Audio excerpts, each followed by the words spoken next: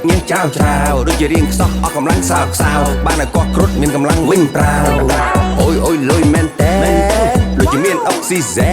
នទឹកបងមានពេញស៊ីតែបងកោះទុកឲ្យអូនឯងអូនណា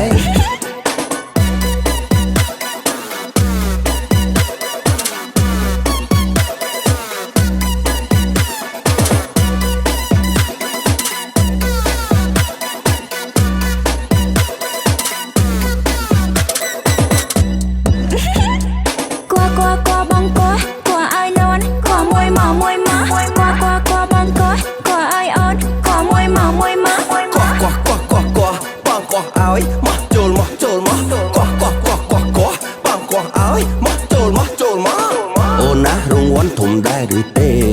ធំណាស់បងអើយពេញចិត្តឬនៅប៉ុណ្ណឹងមានមេអៀមណាស់បងអើយ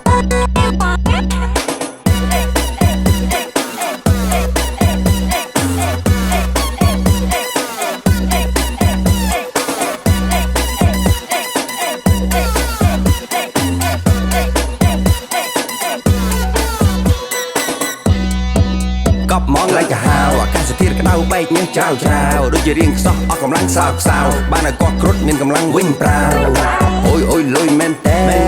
ដូចជាមានអុកស៊ីសែនទឹកបងមានពេញស៊ីតែបងកោះទុកឲ្យអូនឯង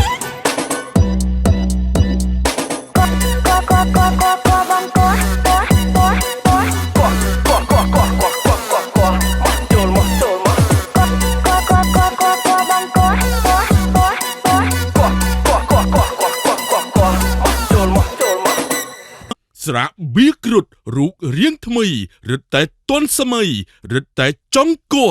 នៅតែលុយពិសាដោយការទទួលខុសត្រូវ